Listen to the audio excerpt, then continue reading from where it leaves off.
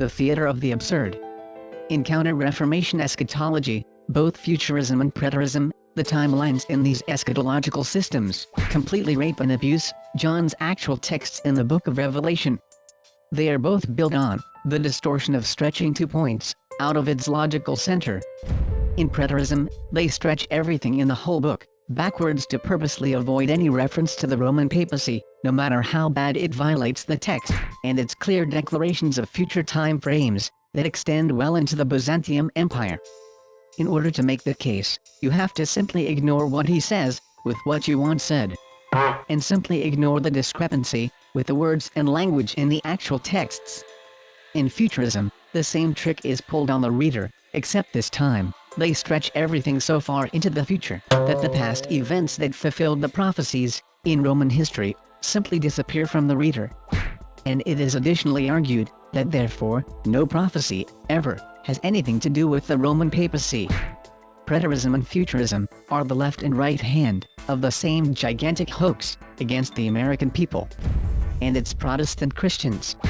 Millions of Christians who are the descendants of Puritans, Congregationalists, Baptists, Presbyterians, Lutherans, Methodists, Quakers, Pentecostals, Church of Christ, Disciples of Christ, Nazarenes, Unitarians and Independent Evangelicals. All of whom, without exception, whose ancestors would have in the past, all clearly have recognized what had been tragically and inexcusably done to them for the sake of New World Order politics. From the halls of the most esteemed colleges to the stages of the most esteemed religious leaders, is that the Antichrist is anything and everything but what has been known for over 500 years as the biblical Antichrist. And that is just a damnable lie, with horrific consequences for all Americans. Politically, financially and eternally. We are now paying billions of tax dollars to literally subsidize European government-sponsored religions and all their religious activities to indoctrinate and literally brainwash the American public against their very own interests, and they even think that it is conservative, which is also a bold-faced lie. It is a radical departure of American religious history. The Supreme Court itself has been taken over by those very same interests, and is now fully ready to formally ban the First Amendment in its legal practice. And the descendants of these very Christians are on the sideline, cheering Rome on, to literally destroy their own political system in favor of a parochial, papal church state. And they stupidly think that is conservative, because Fox News said so. While it continuously admits under oath, they are openly and intentionally lying to their Protestant Christian audience. Because they are so stupid, they can no longer tell the difference. Counter-reformationists have successfully deluded American Christianity to the point they can't even tell Hitler from a Christian, nor why they ever should. And if you simply inventory these beliefs and become fully conscious of what they are and where they have come from, even the most biased indoctrinated fundamentalist will admit he or she doesn't even really believe that. Ask yourself, do you really believe there will be a 200-man cavalry from China, still, riding on horses, despite the number of horses would require an additional 14 planet Earths? Really? You really believe that? Or that 2 physical literal prophets will have fire coming out of their mouths, like fire throwers, and walk continuously and freely around Israel, and at just a whim, killing people? You really believe that too? And all the Jews or Muslims in Israel would tolerate that? Even for a single day?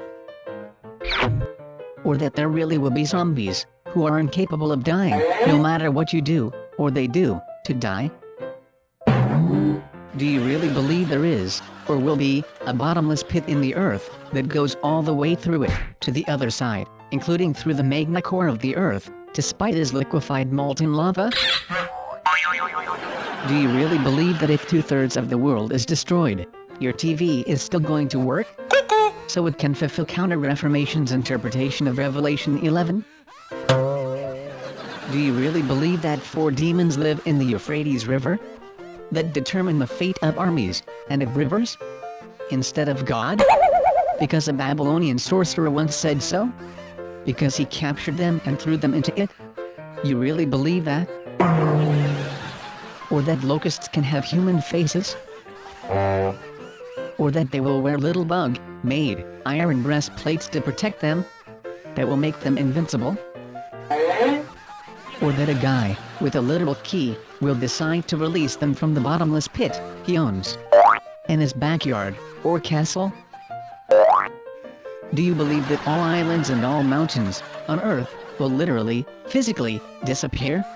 Every last one, no matter how small or remote it may be?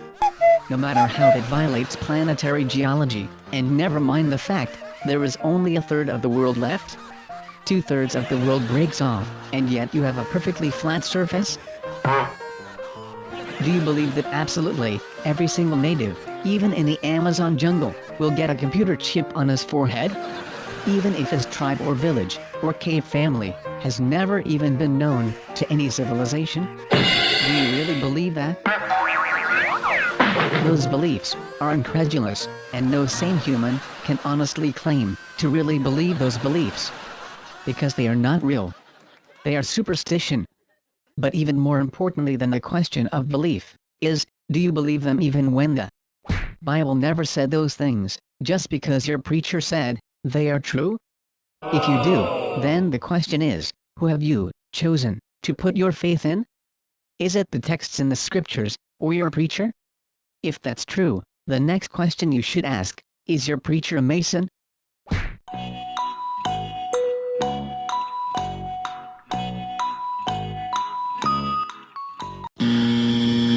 Sir, you need to be born again.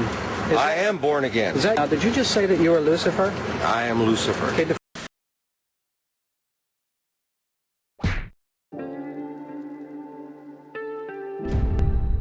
In the previous video, you saw that Revelation chapter 16 has 16 prophecies within it.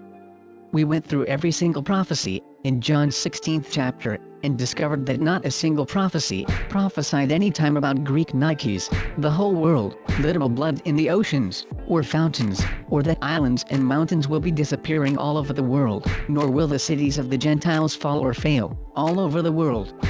Nor did we see that Armageddon is the end of the world, that it doesn't discuss Christ's second coming, there is nothing about the rapture, and most of all of the 16 prophecies are continuous progressive age-long history between 2 points that bookended that history with something called the Great Sign, which is definitely not a bunch of Greek Nikes flying around in an invisible afterlife heaven that you can't even see, and yet is supposed to serve as a sign. But what we did see is that there is going to be a very large earthquake in the city of Rome and its surrounding regions. And it directly mentions the cause of God's wrath to be its Trinity doctrine that violates what Christ himself called the first and greatest commandment, and Rome's substitution of the blood and flesh of Christ in the Passover meal which he commanded, with its own invention, called the Eucharist, or the Communion, or whatever.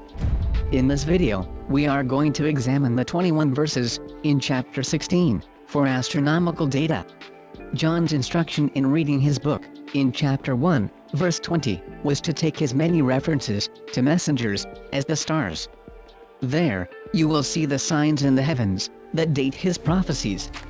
In chapter 15, John prophesies the beginning and end of the age of the saucer judgments. And in chapter 16, John's grocery lists those prophecies one by one and provides astronomical dating to build the timeline for their fulfillment in his language, which we will examine next. We will begin our examination of John's astronomical dating of his prophecies in chapter 16, beginning with verse 1.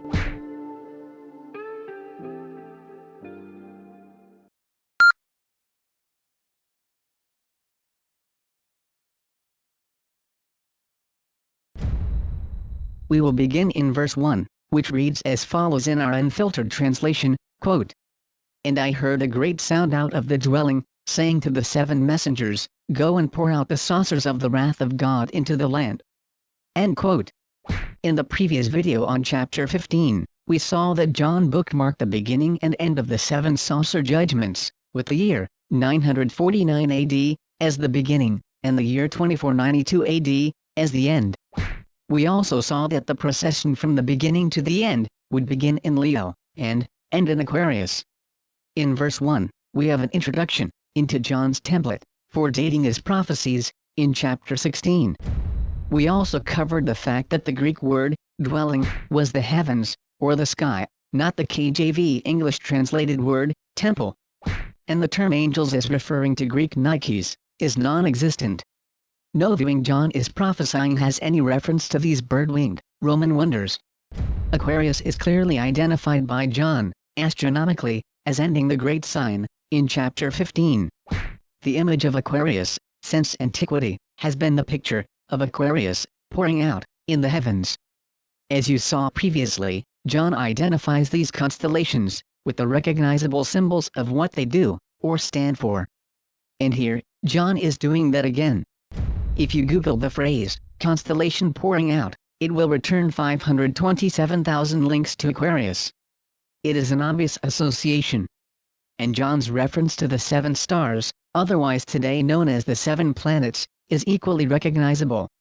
If you Google the phrase the 7 planets, the Google search will bring up 33 million links to the 7 planets. So, to a modern audience, these astronomical values are incredibly familiar.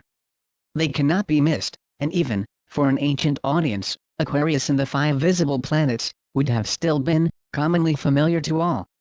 The only difference between an ancient world audience and a modern audience would be the discovery of the last planet that later completed the prophecies. But this occurred over 200 years ago, a full 2.5 centuries, well before counter-reformation futurism was even commonly known in America. John's first verse gives the beginning statement of this chapter, referring to Aquarius and the 7 stars, known today as planets. Like the hands on a clock, he counts the bowl, or saucer judgments, like a clock, which ticks down to the final demise of the Antichrist in the city of Rome. As each of the 7 stars passes through the constellation Aquarius, each bowl or saucer is then poured out into different parts of the world. As the signs in the heavens count down to the certain demise of the Antichrist.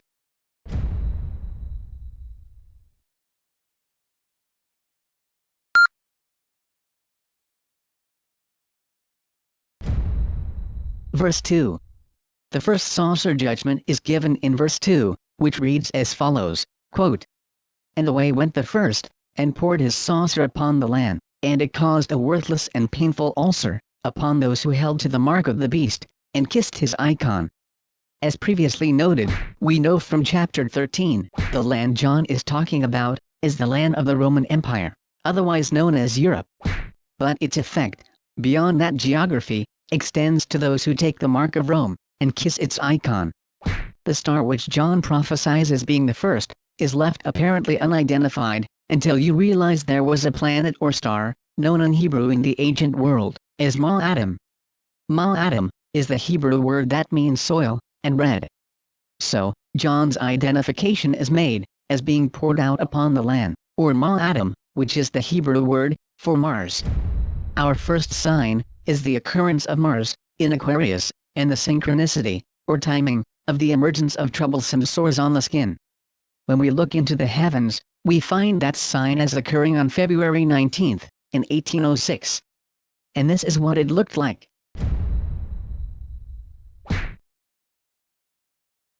And in our list of John's prophecies, this is the second prophecy, in chapter 16. We now have the location of John's first saucer judgment on the historical timeline as February 19th in 1806. And the prophecy is troublesome skin sores will afflict people Europeans. The 7 saucer judgment, prophetic clock, now begins.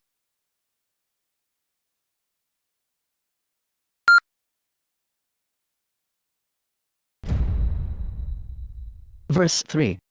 The second saucer judgment occurs in verse 3, and reads as follows, quote, "And the second messenger poured his saucer into the sea and caused it to become blood-like, and all manner of breathing life died in the sea." End quote. The second saucer is poured out upon the sea. And to a modern audience, it is a simple identification to make. If you Google the question, which planet is associated with the sea, it will return 76,900,000 results, naming the planet Neptune. Our second sign is the occurrence of Neptune in Aquarius, and the synchronicity, or timing, of the emergence of the plague of blood like water in the sea. When we look into the heavens, we find the second sign as occurring on August 14, in 1844. And this is what it looked like.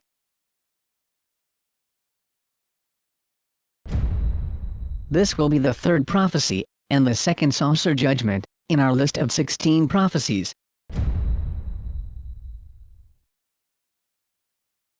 And, we now have the location, of John's second saucer judgment, on the historical timeline, as August 14, 1844.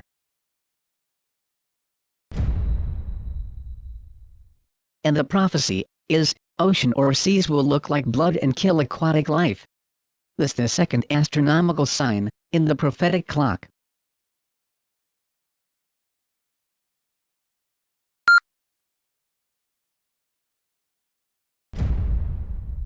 Verse 4.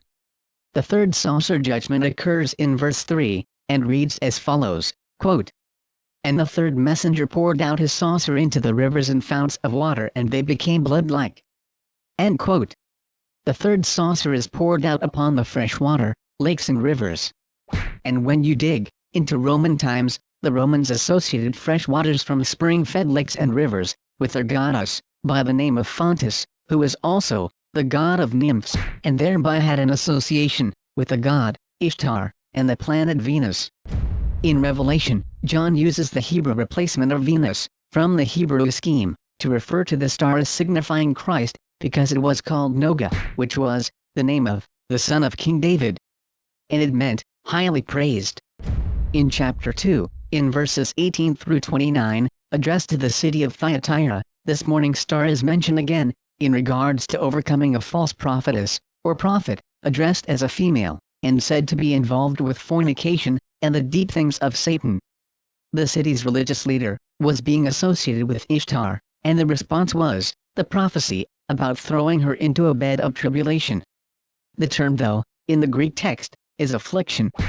In the divine plagues that occurred in the scriptures, each plague was chosen to repudiate the false gods that replaced God.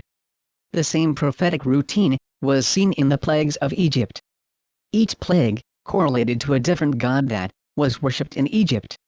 Fountains were, and are, still found, to this day, all over Rome, because water was, and actually still is, considered sacred. This was the pagan notion of holy water, that is still used in Roman Catholicism, and is often shown in the movies, being thrown at demons, or vampires, which then burn them like acid. There is no merit to that superstition. It is completely fictitious, and will have no other effect on people, other than the general placebo effect. If any of that in the movies were actually real, they would probably laugh at being attacked by sprinkles of water. The same way anyone would. Our third sign is the occurrence of Venus in Aquarius, and the synchronicity, or timing, of the emergence of the plague of blood like water in the lakes and rivers. When we look into the heavens, we find the third sign as occurring on April 20th, in 1878. And this is what it looked like. We now have our astronomical dated location on the historical timeline of the third saucer judgment. This will be the third saucer judgment, and the fourth prophecy in chapter 16, and reads, "Lakes and rivers look like blood, and kill aquatic life." The prophetic clock moves to position number 3.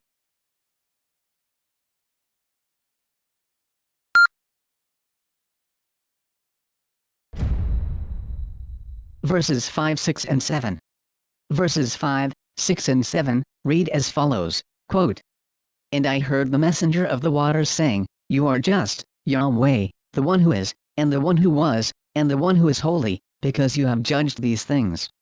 Because they have poured out the blood of the holy ones and prophets, you have given them blood to drink. For they deserve it. And I heard another out of the altar saying, Yes, Yahweh, El Shaddai, true and equitable are your judgments." End quote. As you saw in the previous video, in verses 5, 6 and 7, these 3 verses punctuate God's judgment, with a commentary against Rome's triad god of 3 unclean spirits sent out to the kings of the empire.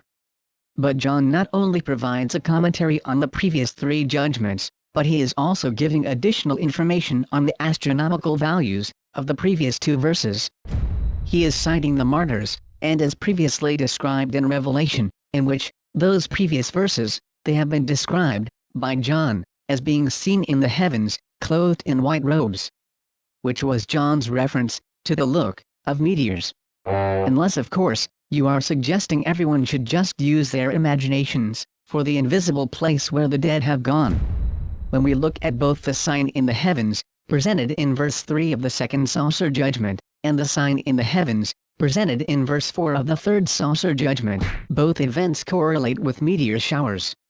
And in the case of the second saucer judgment especially, it has a dramatic display of 5 different simultaneous meteor showers, making it unmistakable and impossible not to notice. That began on August 14, in 1844. The signs in the heavens for the second and third saucers were accompanied by meteor showers, precisely as John described. The next saucer judgment, which is the fourth saucer judgment, in the text, resumes in verse 8.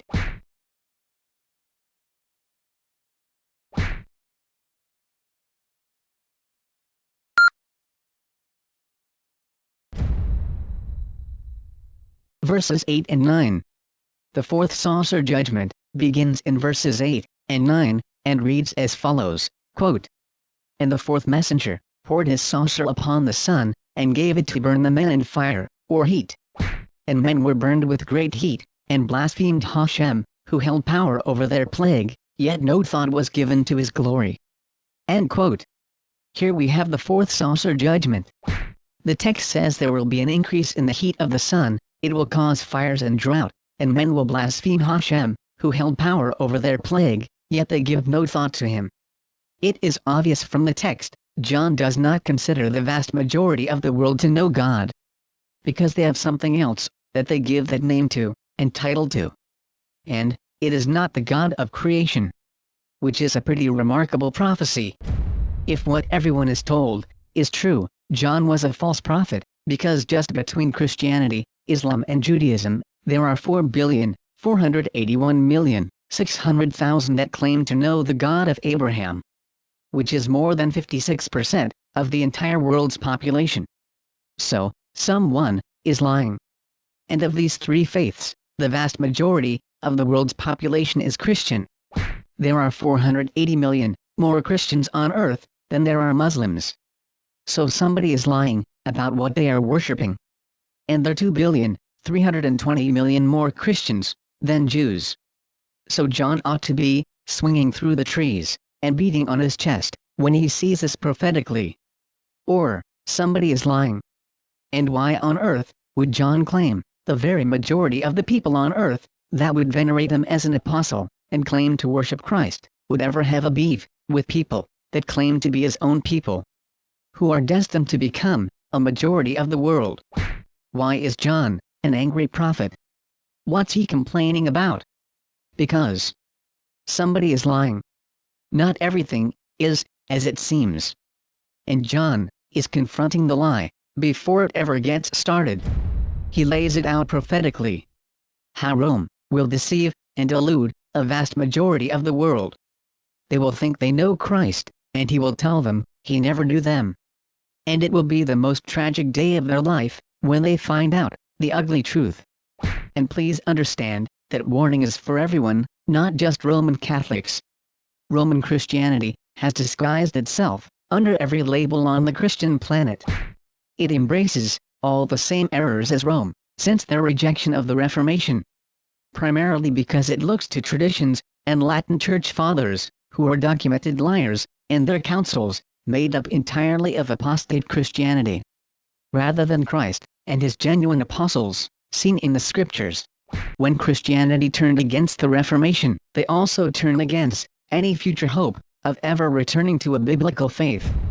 As they turned toward Roman sun worship, as openly seen in the Masons and the Church of England, they simultaneously turned the vast majority of Christianity hopelessly toward eternal darkness. As you will see more fully, the previous three saucer judgments also occur as a natural consequence of changes in the effects of the sun. And human behavior is to blame.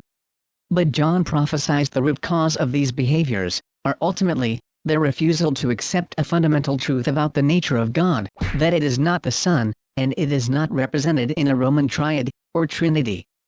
Neither is the monotheistic God of Joshua known or worshipped in those teachings.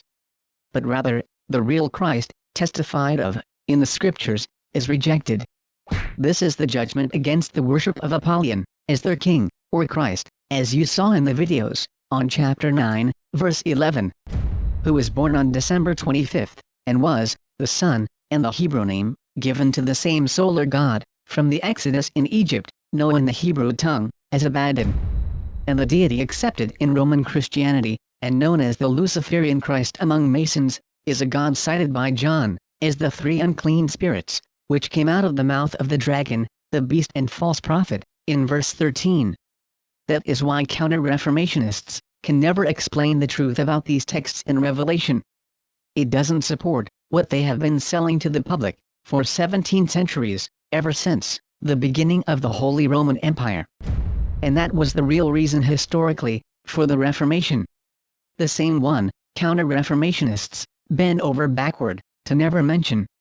But an entire nation of people came over to America in a boat just to get as far away on earth from this Roman Antichrist that they could possibly get, and fought to establish the necessity of religious freedom for Americans in their very constitution. As America was turned toward the imperial deity of Rome and its false Christ, the saucer judgment began to extend their effects to America. The planet marking the fourth judgment against Apollyon is also very easily recognizable. It was known by the Hebrew name Kakab, meaning the sun's star. Our fourth sign is the occurrence of Mercury in Aquarius, and the synchronicity, or timing, of the emergence of the plague of heat and fires. When we look into the heavens, we find the fourth sign occurring on March 2nd, in 1911. And this is what it looked like.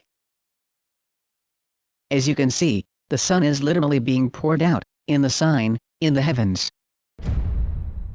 This is John's fifth prophecy in chapter 16, and the fourth saucer judgment. We now have the location of the fourth saucer judgment on our historical timeline on March 2nd, 1911.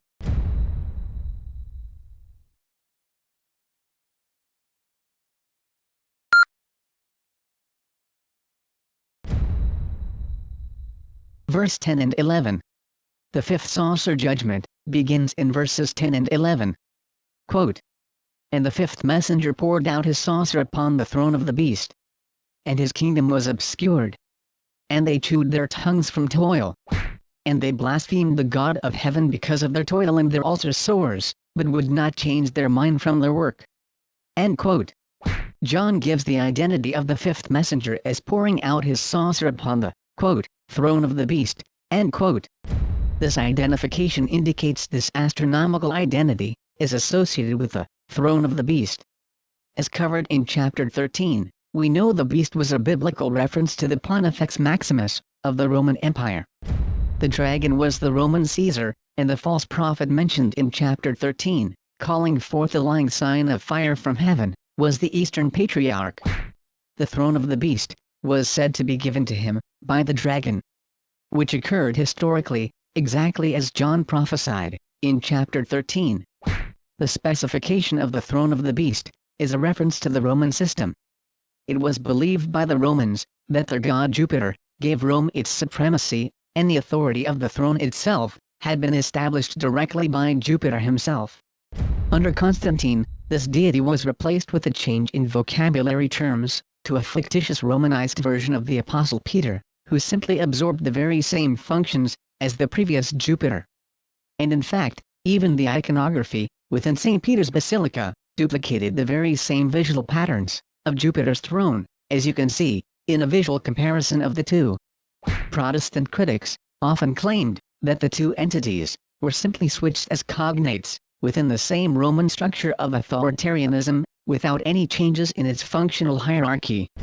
Jupiter is the identity of the fifth messenger, but whose definition and identification in the Hebrew cosmology was the messenger Tzedek, and he was believed to be the messenger of God's justice. The fifth sign is still future, and Jupiter's circuit is very long, occurring in 12-year cycles. Because of its slow movement, its occurrence is very synchronistic and identifiable prophetically, but will be still tentative or speculative, until it has been confirmed, by the simultaneous occurrence, of the actual event. In the previous, fourth judgment, the heat of the sun, was being poured out from Aquarius. And the sun was literally in the pouring action of Aquarius. But this time, we have the plague of darkness, which is a complete opposite. Our fifth sign, is the occurrence of Jupiter, or in Hebrew, Tzedek, in Aquarius, and the synchronicity, or timing, of the emergence of the plague of darkness on the throne of the beast. When we look into the heavens, we find the fifth sign, occurring on February 19th in the year 2034. And this is what it looks like. As you can see, it is the black moon, this time, which is shown as being poured out, from Aquarius. In a complete contrast, to the previous sign, of the sun, being poured out on the heavens. This is John's 7th prophecy in chapter 16, and the fifth saucer judgment, and reads as, "The kingdom of the beast is darkened." Our prophetic countdown clock, now moves to the fifth position. We now have, the location of the fifth saucer judgment, on our historical timeline, on February 19th, 2034.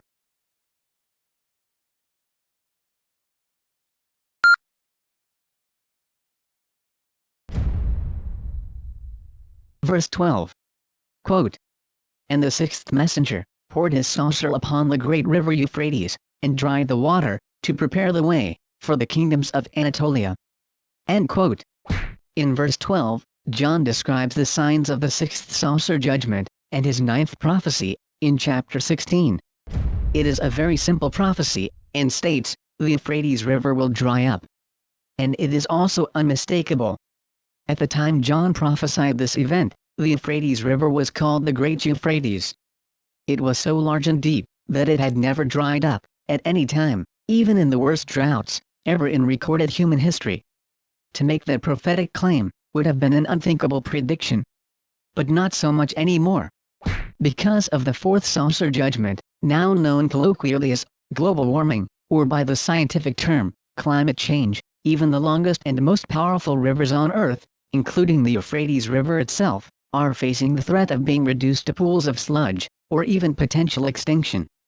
It is now, a common known threat, all over the world. We will look in more detail, during the video on the fulfillment of this prophecy, but this is still a future prophecy, because it has not yet happened, despite its now increasing probability. When you dig into ancient history, Babylon, like most ancient cities, associated their river with a god.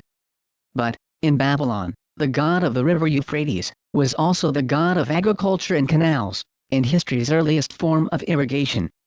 The disappearance of the Euphrates River, back then, and even today, means both agriculture and irrigation will be impacted by the loss, which has made use of both, from the Euphrates River. John identifies this messenger, from the allusion in this language to the kings of Anatolia. Thrones designated Jupiter, but crowns designate another well-known reference, that he has also referenced previously, that being his reference to Saturn, or Chronos as it was called in Greek. In Hebrew, it was called Shabbatai, because of its association with Saturday, which was the Sabbath. When we look into the heavens, for the sixth sign, we discover that it will occur on March 1st, in the year of 2052. And this is what it will look like. In the previous two signs, first, the sun was seen, being poured out, in Aquarius. Then in the next sign, darkness was seen being poured out. But in the sixth sign, there is a partial eclipse, where both the sun and the moon, are being shown, poured out together. We have now located, the sixth saucer judgment, on our historical timeline, as March 1st, 2052. The prophetic clock, has now moved into position for the fulfillment of the final prophecy.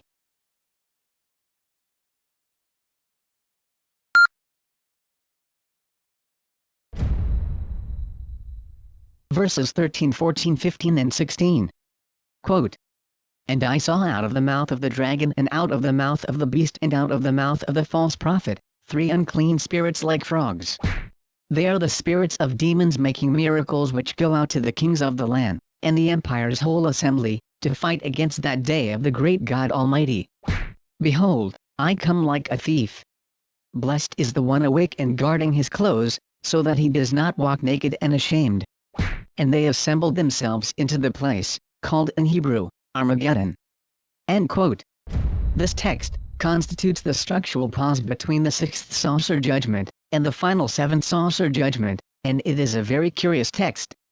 It constitutes a parenthetical clause between the 6th and the 7th saucer. The text ends with the event referred to as Armageddon.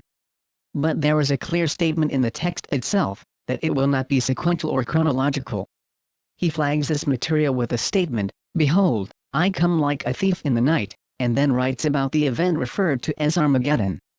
As you see in the chart, concerning the structure of Revelation, the sealed judgments, the shofar judgments, and the saucer judgments, all have a pause before the 7th event. But in the case of the saucer judgments, this parenthetical text doesn't describe anything future at all. In fact, he is making reference to chapter 13, which was fulfilled a long time ago in history. These texts have already occurred in chapter 13. So why is he rehearsing the events of chapter 13 here, and then following his comments on what is now past history with the introduction of Armageddon, prefaced with a statement, "Behold, I come as a thief in the night"? It clearly has nothing to do with the return of Christ, which he says nothing about throughout in the rest of the chapter. The 7th seal is completely finished before chapters 18, 19 and 20 even occur. And they are separated by not just days or years, but by ages. The great sign from chapter 15 completely concludes the age of the saucer judgments, way into the future, before any return of Christ is even brought up in the text, which John never even mentions in chapter 16. So what is John attempting to convey in this language? First, throw out the idea this has anything to do with the literal, physical, return of Christ, which John completely ignores in his language, as though it is irrelevant. The reason John ignores it, as though it is irrelevant, is because it is. He never described that as the prophetic event in the text. And that was not the point of the comments. Secondly, what is his reference to the temple guards being ashamed? What is his reference as coming as a thief in the night? What is his reference to the first-person identification of Christ as with what's coming in the night? And then his prophecy about Armageddon. What does he mean by that? Why does he reference Armageddon at all? Why not just describe a big war?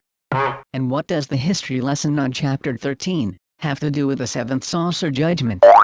This section of texts makes utterly no sense at all, from either a prophetic or a theological sense, if you look at the language and ignore John's instructions. But if you context John's words with his own instructions given in chapter 1 verse 20, that the messengers are the stars, then all of a sudden, this text will take on a whole new life, and furthermore, reveal itself to be the only plausible interpretation it can possibly be at all. And it will explain precisely what John is describing prophetically, and why he is describing it. It all has to do with astronomical dating, and the signs in the heavens, about what is coming. First, John establishes historically that the future Roman Empire, in the dragon, the beast and the false prophet, are fighting against God. And the miracles that they produce are not God, but demons. He is referring to what they are calling their angels, which in reality are their Greek nagis. And because spirits are demons, they will mislead their victims. They will support and reinforce beliefs that are simply delusions. That's what you get when you play with demons.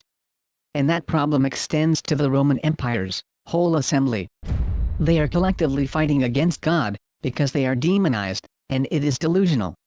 So, in case you are wondering, it is a great mistake to be working for the restoration of the Roman Empire, when God himself has sworn to bring it to ruin.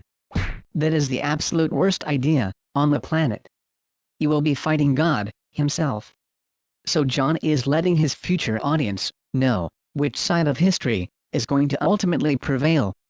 Secondly, The next statement is the first-person identification of Christ, with the manner of a thief in the night, who catches the temple guard sleeping. Which was a practice, by the head of the temple guard, to catch his soldiers, sleeping on their job. The very heart of Jerusalem was the temple. And the most important job in Jerusalem for any soldier in Israel was to be a temple guard. But it was also the very first place an enemy wanted to attack.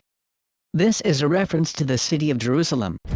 Christ had prophesied, in Luke chapter 21, verse 24, quote, "And they shall be led away captive into all nations, and Jerusalem shall be trodden down of the Gentiles, until the times of the Gentiles be fulfilled." End quote.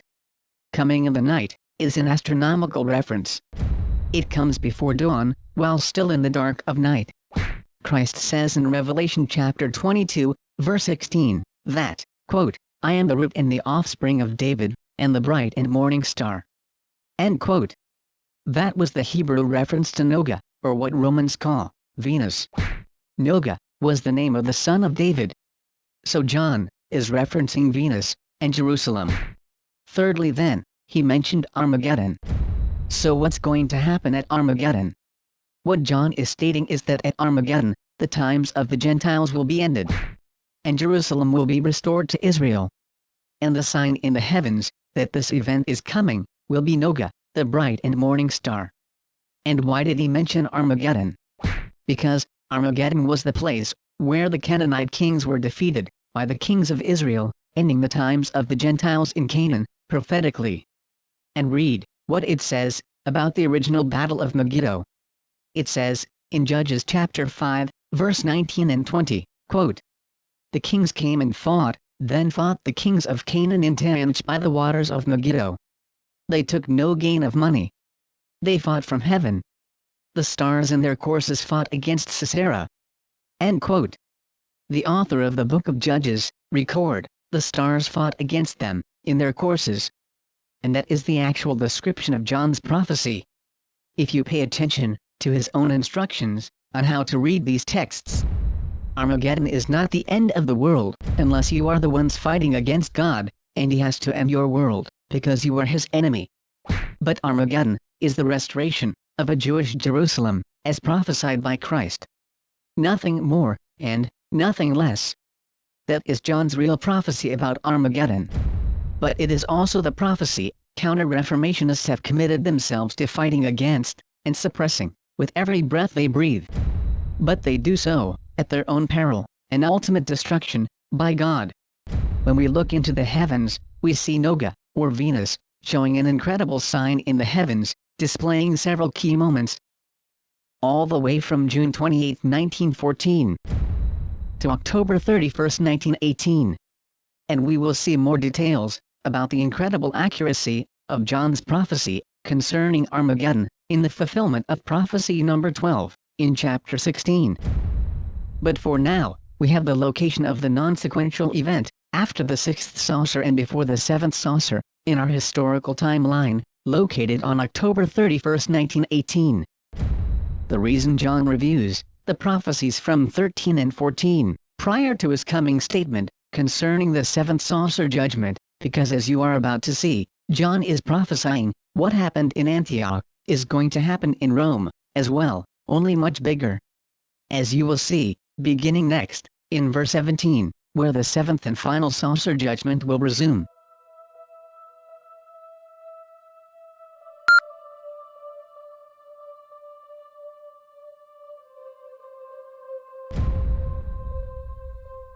Verses 17, 18, 19, 20 and 21. And the seventh messenger poured his saucer into the air, and a great voice came forth from the dwelling in heaven, from the throne, saying, "Cause to be." And there came sounds and thunders and lightnings, and an earthquake came such as not has come from the time men have been upon the land, such an earthquake so great. And the great city was split into 3 parts, and the cities of the Gentiles fell, and Babylon the Great was remembered in the sight of God, to give her the cup of the wine of the wrath of his anger. And every manner of island vanished, and mounts were not found. And great hail talent like in weight fell out of the sky upon the men, and they blasphemed the God of the plague, because great was the plague of its violence.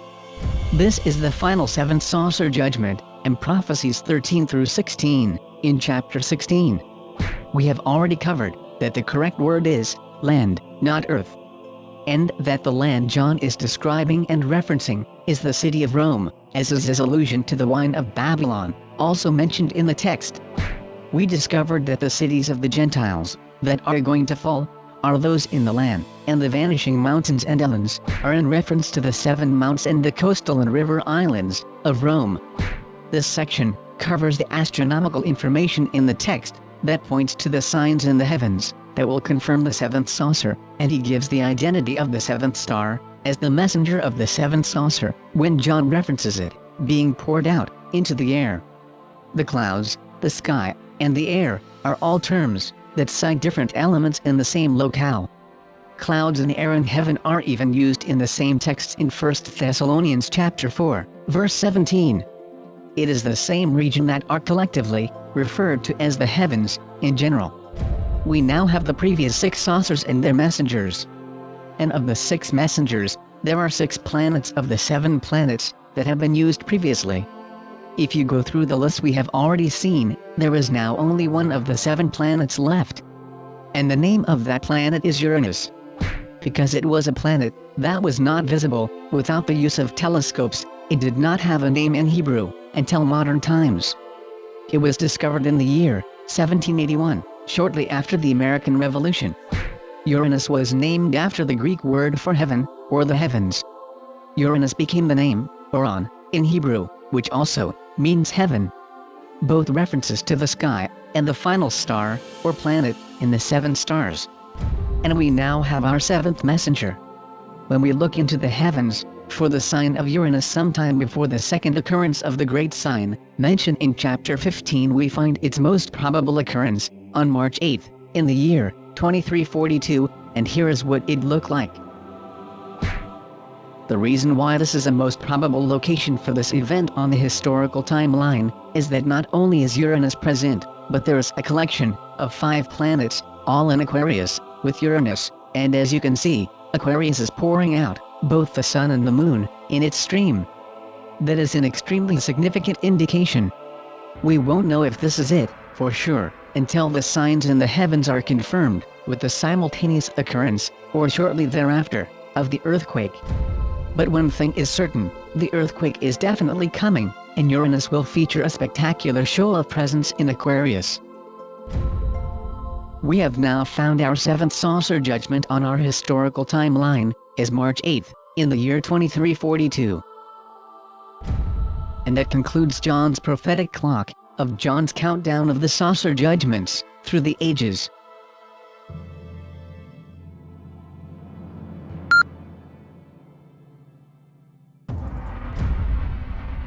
In the previous 3 videos, we examined, once again, Athanasius's documentation of star tables, which were ordered to be destroyed under the Theodosius Codex in Sixtus III, but which constituted the earliest and oldest tradition of historic interpretation in Revelation prior to the Council of Nicaea, and which proved to many, even at this early date, the Antichrist was positively identified in the book of Revelation as the Roman papacy, and which convinced many who were exposed to these prophecies to flee from the Catholic Church, to the objection of the celibate Roman bishop, Athanasius. We have now completed, once again, a survey of every single verse in chapter 16, with respect to astronomical dating, which gives us the timeline of history for each prophecy that John gives. These are the real prophecies that John actually prophesied in the text, without futurisms, counter-reformation, cartoonish fantasies that completely ignore what John said in that text, preferring to treat John's text instead as an ink blot for their free associations.